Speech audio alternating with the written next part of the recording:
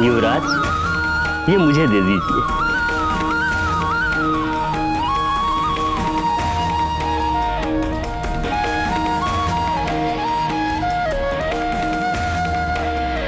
कितना महान बालक है ये। इस बालक के स्पर्श से भस्म भी विभूति बन गई।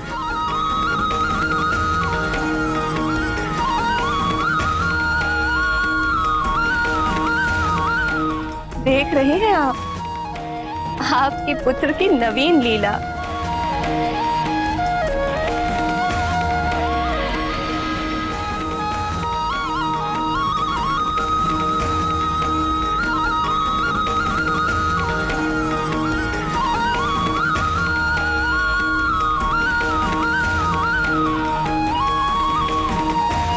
हे गौरी शंकर, 10 ही दिन में मेरा पुत्र 5 वर्ष के बालकों जैसा दिखने लगा है। यदि वह इसी शीघ्रता से बढ़ता रहा तो जल्द ही मैं उसकी बाल लीलाओं के आनंद से वंचित हो जाऊंगी। कृपा करे प्रभु और उसे उसकी आयु के अनुरूप ही बढ़ने दे, ताकि मैं उसकी बाल लीलाओं का आनंद ले सकूं।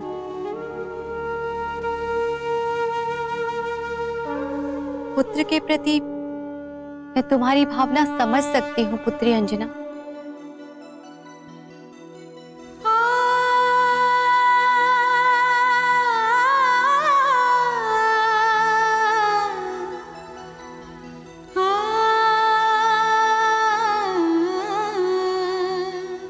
हे भोलेनाथ, अंजना पुकार रही है। हमें उसे उसकी आशा से परे नहीं करना चाहिए।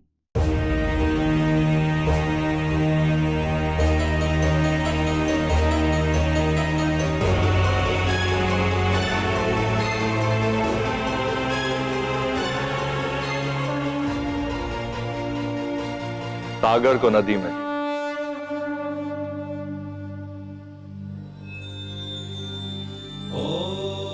और आकाश को तिनके की नोक पर आज तक क्या कोई रख सकता है प्रिय? ओम नमः शिवाय, ओम नमः शिवाय। किंतु अंजना की चिंता भी तो समझिए प्रभु।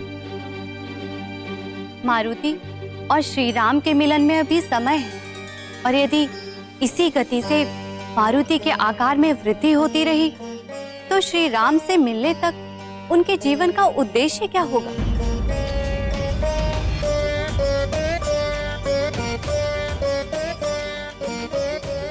स्वामी, क्या आप मारुति की मधुर नटखट बाल लीलाओं का आनंद नहीं लेना चाहते? प्रिय, मैं स्वयं मारुति की बाल लीलाओं से नित्य आनंदित होता रहता हूँ। हे नाथ, आपसे विनती है, अब तो अंजना की प्रार्थना स्वीकार कीजिए प्रभु।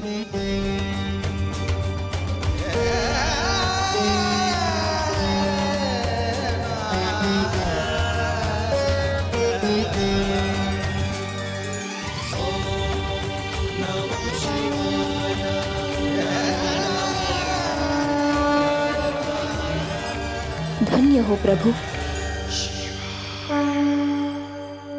महादेव भोलेनाथ के आशीर्वाद से प्रार्थना स्वीकार होने के बाद जितनी प्रसन्नता अंजना को मिली थी, उतना ही सुख मेरी बहन पार्वती और अन्य सभी देवी देवताओं को भी मिला था।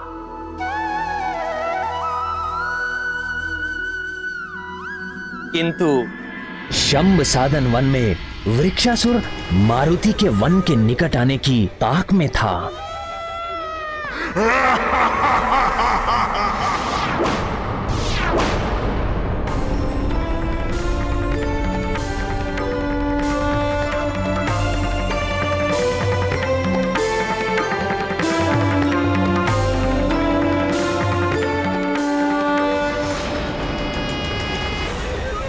जैसे ही तेरे पांव मेरी छाया पर पड़ेंगे तो समझ लेना तुझे मैंने अपने वश में कर लिया है, और तब तुझे मेरा ग्रास बनने से कोई नहीं बचा पाएगा।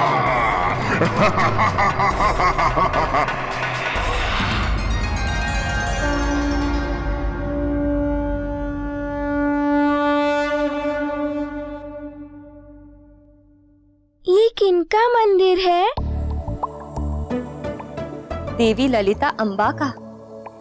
ये देवी ललिता अम्बा कौन है? हमारी कुल देवी है। तन मन से अग्रजित होकर कुल देवी ललिता अम्बा के दर्शन करना हमारी कुल देवी का आशीष हमारे कुल के उज्जवल भविष्य के लिए अति आवश्यक है। वो तो सबकी पूज्य माँ है। आपकी भी?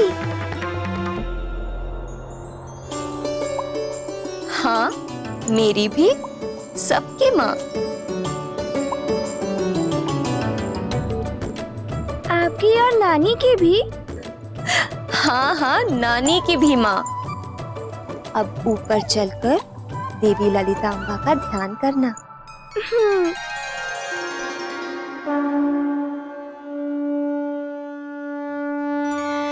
देवी ललिता अम्बा बहुत शक्तिशाली है ना माँ?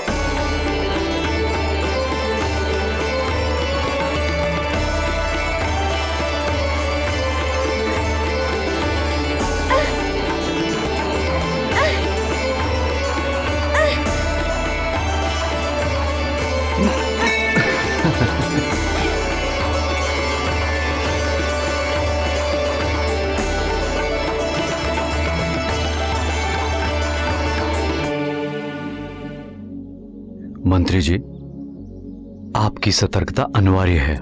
पूरी तरह चौकन्ना रहिए। महाराज, हम पूरी तरह से सतर्क हैं। आप आश्वस्त रहिए। वन में खड़ा दुष्ट, चालाक व कपटी वृक्षासुर शंभ साधन वन और सुमेरु राज्य की सीमा के बीच हुए समझौते का उल्लंघन तो कर ही रहा था, वो भी बड़ी चालाकी से। केसरी भली भांति जानते थे कि चालाक वृक्षासुर कभी भी अपना कपटी रूप दिखा सकता है, अतः उन्होंने सभी को सतर्क रहने की चेतावनी दे रखी थी। हाथ से निकला अखेट पुनः चंगुल में आ रहा है। घात लगाकर पकड़ूंगा, बचकर जाने नहीं दूंगा। मैं और मेरे सारे सैनिक चारों ओर से सतर्क हैं। आप निश्चिंत होकर कुल देवी के दर्शन कीजिए महाराज। पर इस जगह की शांति को देखकर अभी तक तो वृक्षासुर के अतिक्रमण का आभास नहीं हो रहा है। जी महाराज।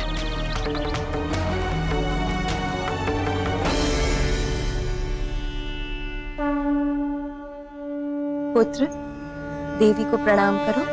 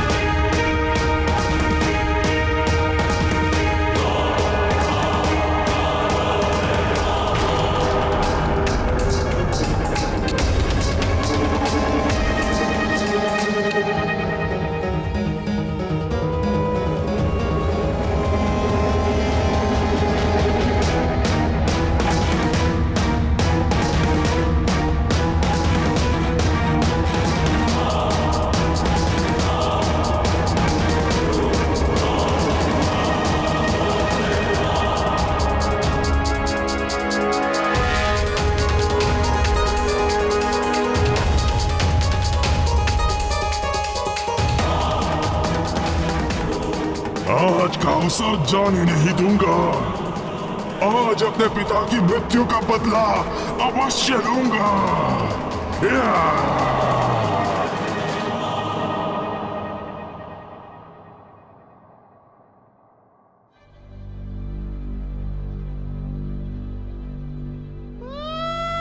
बदला भी लूंगा और तीसरी पुत्र के कोमल कोमल मांस के भक्षण का आनंद भी लूंगा।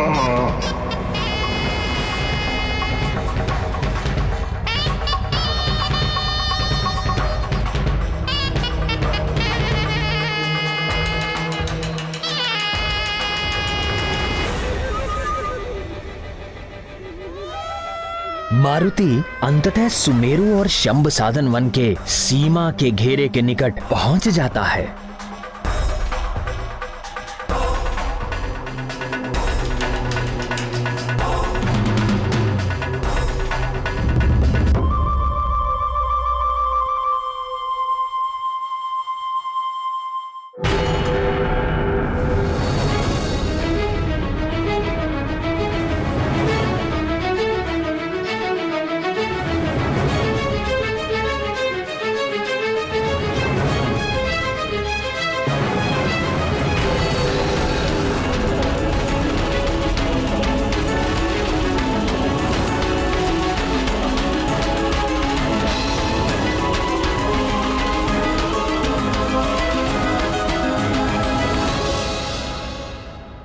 ये क्या प्रभु, मारुति तो घात लगाकर बैठे वृक्षासुर की ओर बढ़ते जा रहे हैं। अब आगे क्या होगा समझ नहीं पा रही हूं। ये भ्रम है। आज तक जिसने सदा दूसरों के संकट हरे हो, उस संकट मोचन मारुति को कोई दुराचारी कैसे अपने चंगुल में ले सकता है भला?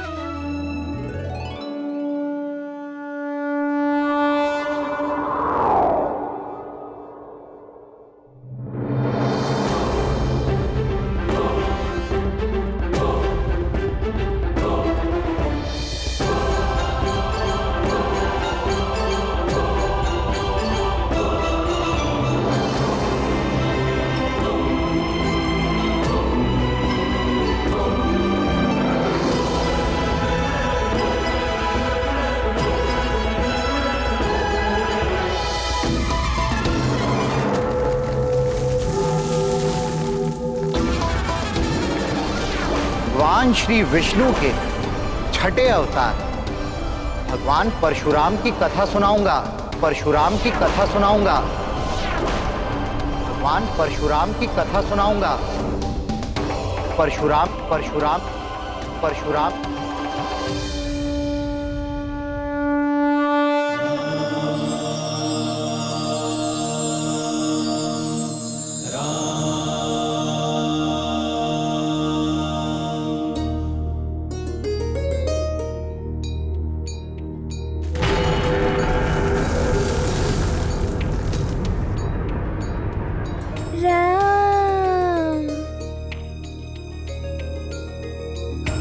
ये अत्यंत ही अद्भुत कथा परशुराम की।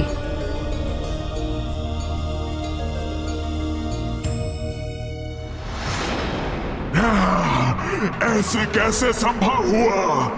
कैसे निकल गया हाथ से? किंतु कथा सुनाने से पूर्व मुझे बताओ कि भगवान श्री विष्णु का त्रिअक्षरी मंत्र किस किस को स्मरण है? सुषेण तुम कहो। हरिओम।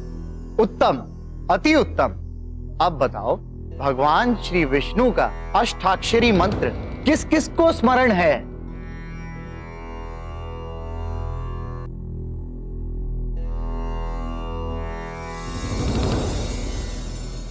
नल तुम कहो। ओम नमो नारायणा। उत्तम, अति उत्तम। सिंदूरारुण विग्रहं त्रिनयनं माणिक्यमौलिस्फुरत्तारानायक शेखरं स्मितमुखीमापि न वक्षोरुहां पाणिभ्यां चषकं रक्तोत्पलं बिभ्रतिं सौम्यां रत्नघटस्थरक्तचरणां ध्यायेत् परामम्बिकां। पुत्र मारुति, आओ तुम भी।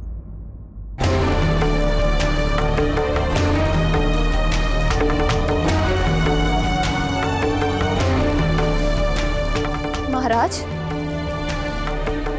मारुति कहीं दिख नहीं रहा। अरे यही तो थे।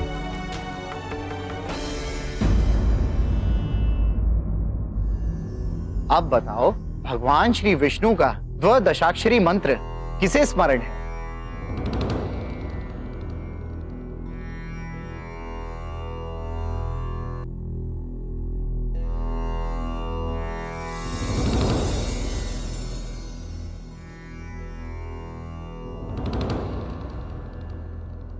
नील, तुम कहो। ओम नमो भग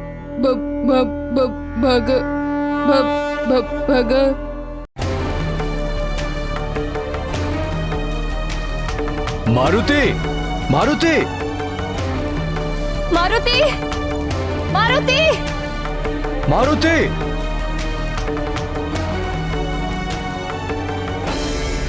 ओम न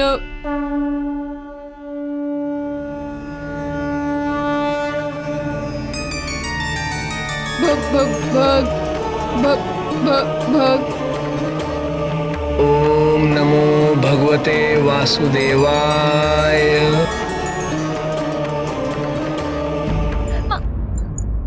युवराज का कुछ पता चला? नहीं महारानी। मारुति, मंत्री जी मारुति कहाँ है? मारुति तो अभी तक यहीं थे।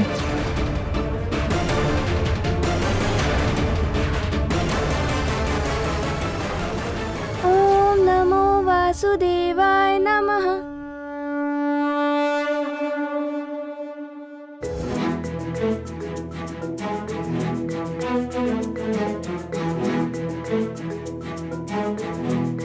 किसने भगवान श्री विष्णु का संपूर्ण द्वादशाक्षरी मंत्र सुनाया? मेरे सम्मुख आओ।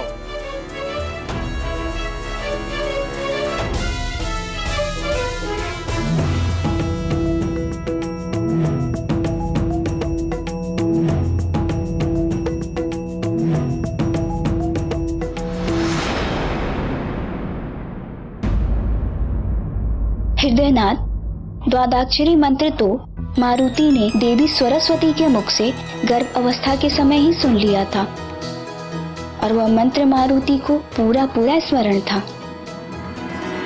केवल मारुति ही नहीं, गर्भावस्था के समय साधारण से साधारण शिशु भी अपने माता के व्यवहार में लाए गए हर कार्य को सुनता समझता है और अपने स्वभाव में धारण करता है। यह सत्य है। शिशु के उज्जवल भविष्य को ध्यान में रखकर माता को भी अपना व्यवहार सदा अच्छा रखना चाहिए। माँ यदि चाहे तो गर्भावस्था में ही अपने शिशु का भविष्य रच सकती है। मारुति जैसे बुद्धिमान व पराक्रमी संतान को पाकर अंजना और केसरी ने अवश्य ही सौभाग्यशाली होने का गौरव प्राप्त किया है। निस्संदेह मारुति जैसे पुत्र को पाना किसी भी माता पिता के लिए सौभाग्य की ही तो बात है। रुको रुको। प्रणाम ऋषिवर। प्रणाम ऋषिवर। यशस्वी भव। नन्हे युवराज मारुति, आपका भी हार्दिक स्वागत है। मुझे प्रसन्नता है कि युवराज मारुति ने पाठशाला में आते ही अपनी कुशाग्र बुद्धि का परिचय दिया है। बिना शिक्षा प्रारंभ किए ही इन्हें जो मंत्र ज्ञात है वो हमारी कक्षा के किसी भी विद्यार्थी को स्मरण नहीं था।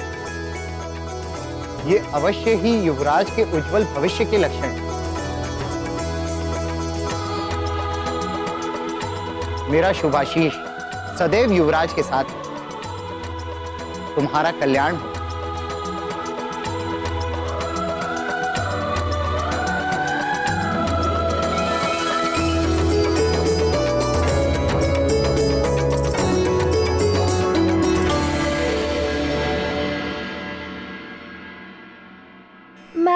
ये पाठशाला क्या होती है? पाठशाला विद्या का मंदिर होता है, जहाँ शिक्षा और ज्ञान की बातें बताई जाती हैं।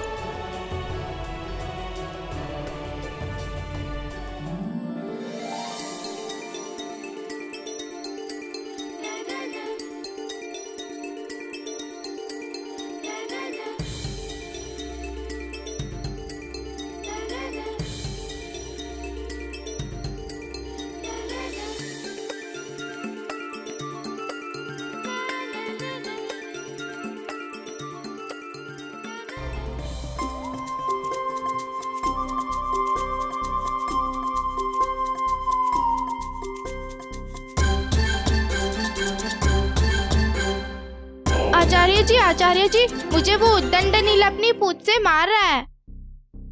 नील, तुम्हें ऐसा नहीं करना चाहिए। उनकी पूंछ तो देखो। महाराज, राज्य की सीमा पर स्थिति तो अभी शांत है, पर सामान्य नहीं।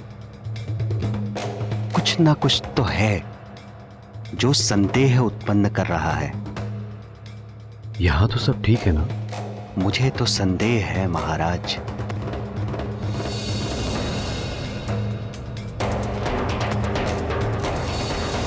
आपसे एक निवेदन करना चाहता हूं। निवेदन नहीं, आदेश दीजिए, हमें प्रसन्नता होगी। सुरक्षावश यदि आप बच्चों की पाठशाला की कक्षा राजभवन की वाटिका में लगाएं और वहीं पाठ पढ़ाने की कृपा करें, तो ये राज्य की सुरक्षा के हित में रहेगा। ऐसा ही होगा महाराज, आप निश्चिंत रहिए। शीघ्र ही विद्यार्थियों की पाठशाला की कक्षा राजभवन की वाटिका में लगी। प्रणाम ऋषिवर।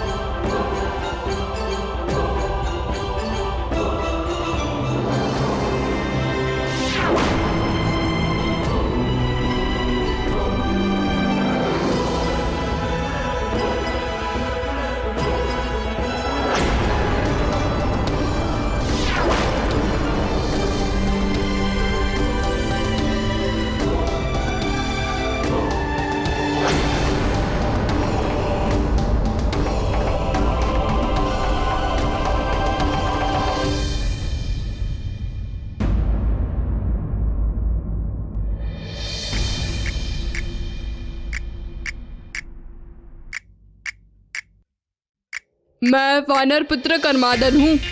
मेरे पास भी पूंछ है और निसंदेह तुम्हारी पूंछ से लंबी है। वह भाई क्या बात है, तुम्हारी पूंछ तो तुम्हारा ही सारा कहा मानती है। वह वानर ही क्या, जिसकी पूंछ उसके वश में ना रहे।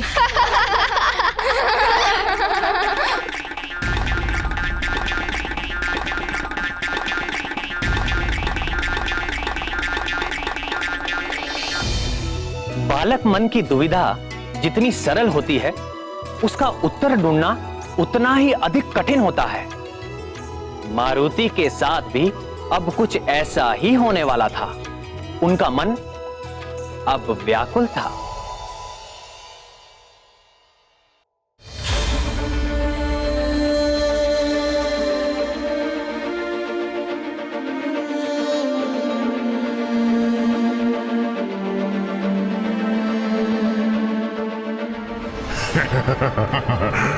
एक बार तो आजा, बस एक बार मेरे चंगुल में।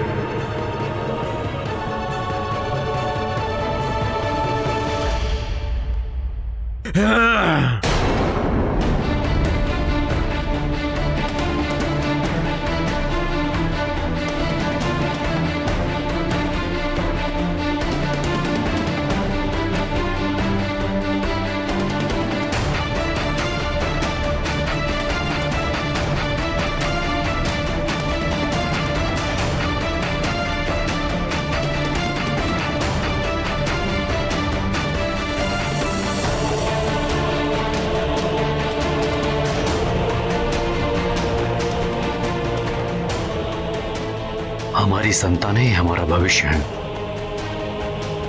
मंत्री जी, पाठशाला के बालकों के लिए शीघ्र ही भवन के प्रांगण में एक सुरक्षित व्यवस्था कीजिए। जी महाराज। विपरीत परिस्थिति में हमें सतर्क रहना होगा और सुरक्षित भी। मैं शीघ्र ही अपनी देखरेख में सारी व्यवस्था करवाता हूं। आप निश्चिंत रहिए महाराज।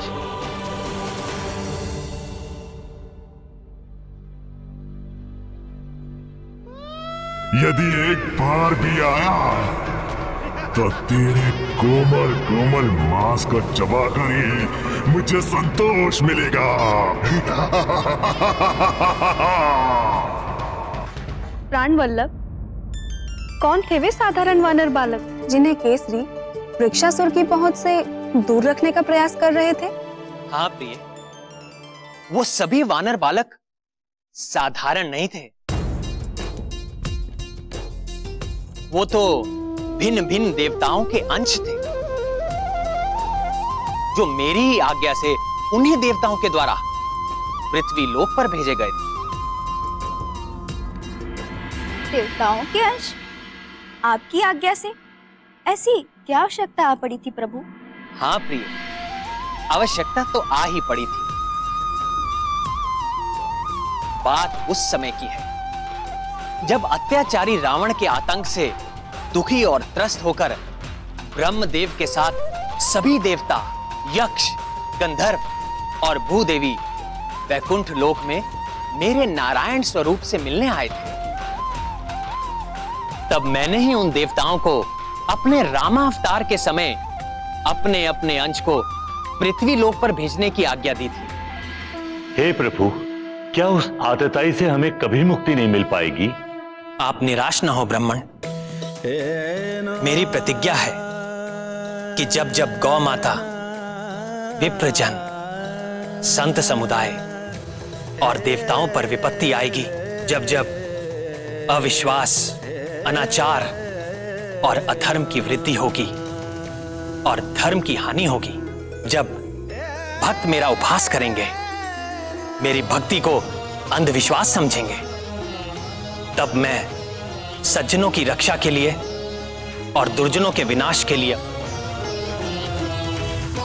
यज्ञ की वैदिक मर्यादा और धर्म की स्थापना के लिए मैं अवतार लूंगा। अहंकार सदैव पतन का कारण होता है। रावण के भी विनाश का कारण उसका अहंकार बनेगा, क्योंकि शीघ्र ही मैं मनुष्य रूप में अवतार लेकर दुराचारी रावण का वध कर दूंगा। हे पुरुषोत्तम, हमें क्या करना होगा? आदेश दीजिए प्रभु। आप सब भी पृथ्वी पर अपने अपने अंशों से वानर कुल और ऋक्ष कुल में अवतार लीजिए। समय आने पर रावण के विरुद्ध धर्म युद्ध में मैं आपकी सहायता लूंगा। मेरा ये अवतार मर्यादा पुरुषोत्तम के नाम से प्रसिद्ध होगा।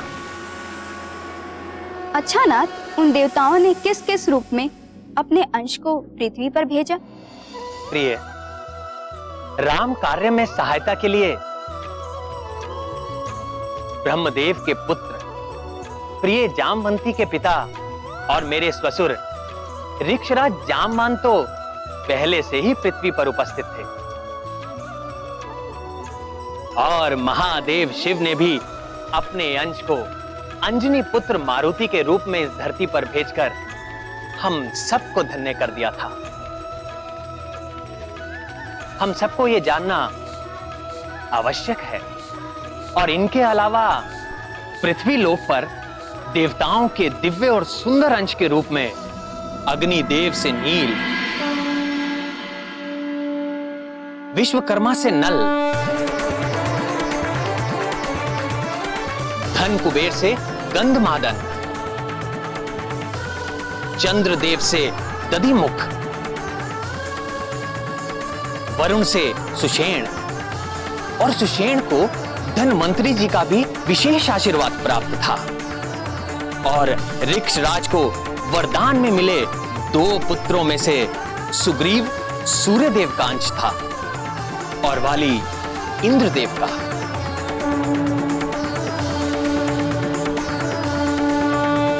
मेरे महादेव भोलेनाथ के अंश मारुति इन सभी देवांश वानरों में से सबसे अधिक ज्ञानी, महाबली, श्रेष्ठ और मेरे प्रिय भक्त हैं। और यही सबसे श्रेष्ठ, सबसे मनमोहक और मेरा सबसे प्रिय राम भक्त मारुति धरती के मायावी चक्र में उलझे सारे प्राणियों को हर क्षण अपनी बाल लीलाओं से मोहित और आनंदित कर रहे थे।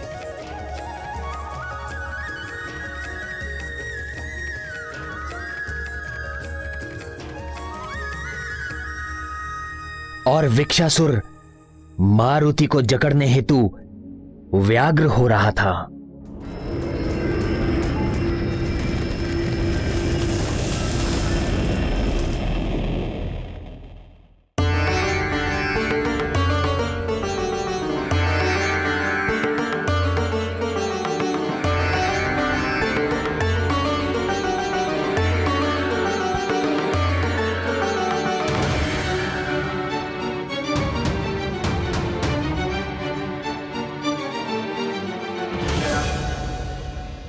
परंतु मारुति तो अभी अपनी पूंछ को लेकर चिंतित थे।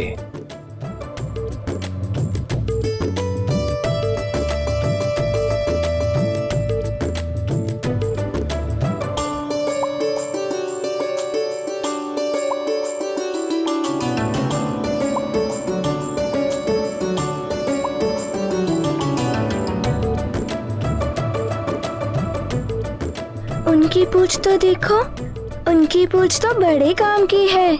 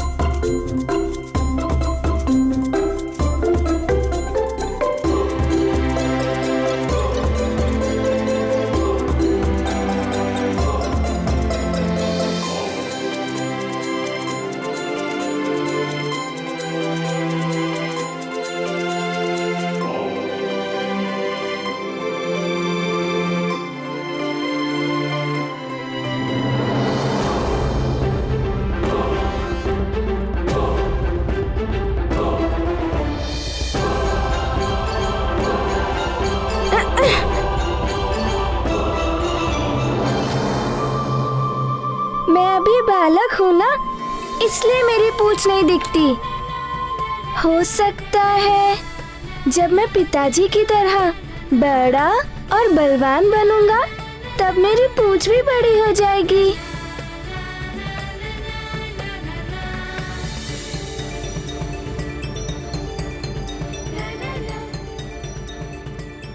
पर आश्रम में तो वानर अभी बालक थे और उनकी पूंछ भी थी।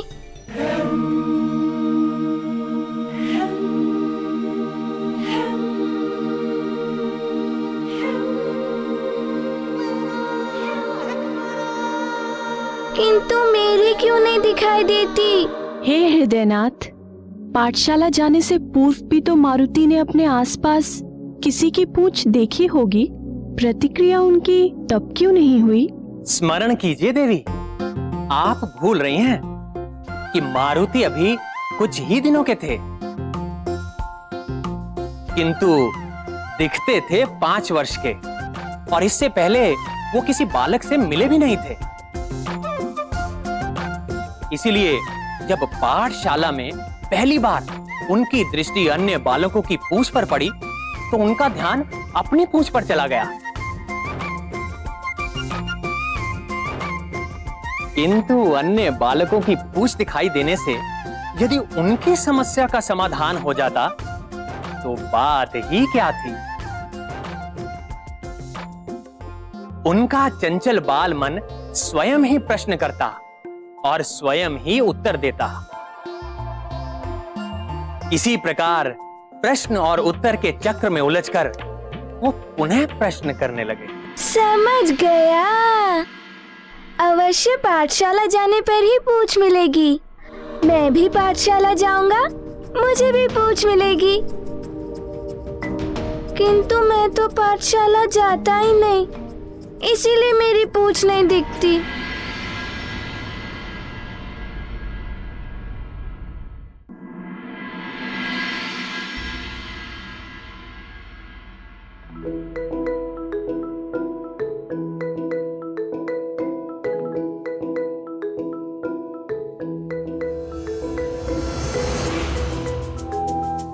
अरे ये किसकी पूंछ है? पर ये छाया तो मेरी है।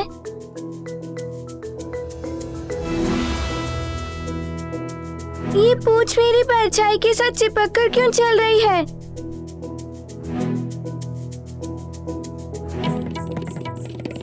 क्या कोई मेरे साथ चालाकी कर रहा है? हाँ?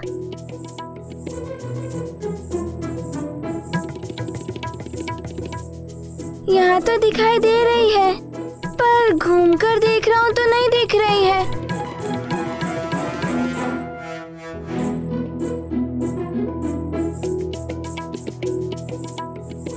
कैसे हो सकता है ये? ये कोई चमत्कार तो नहीं है। वहाँ दिखाई देती है और यहाँ नहीं दिखाई देती। सीधा रहता हूँ तो दिखती है, घूमकर देखता हूँ तो नहीं दिखती। समझ गया, पूंछ अभी छोटी है ना, इसलिए मेरी बात नहीं समझ पा रही।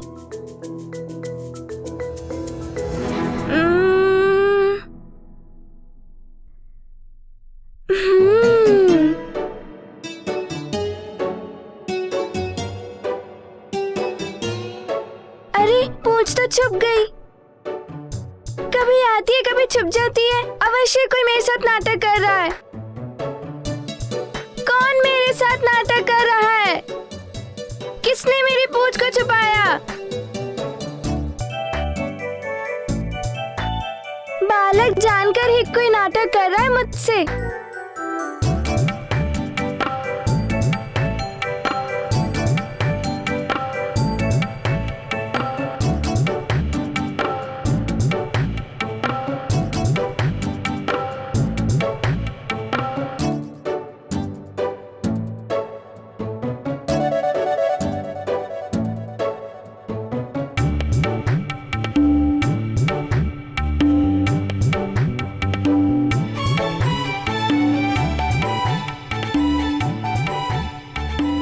दर्पण में तो आगे पीछे दोनों ही दिख रहे हैं। अभी पूंछ का सच सामने आ जाएगा, फिर मुझे कौन छल पाएगा? वो अभी मैं देखता हूँ।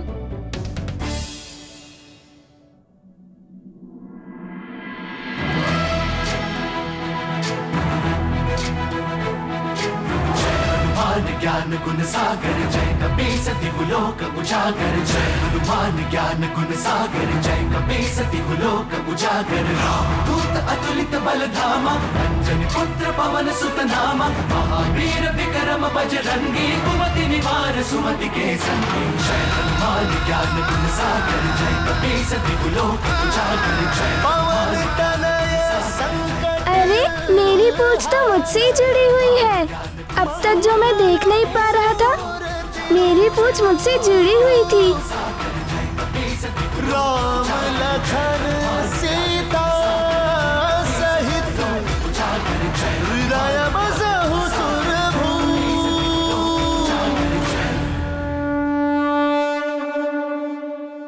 राम भक्त महाबली हनुमान को जानना हो तो चैनल को सब्सक्राइब करें और बेल आइकॉन दबाना न भूलें।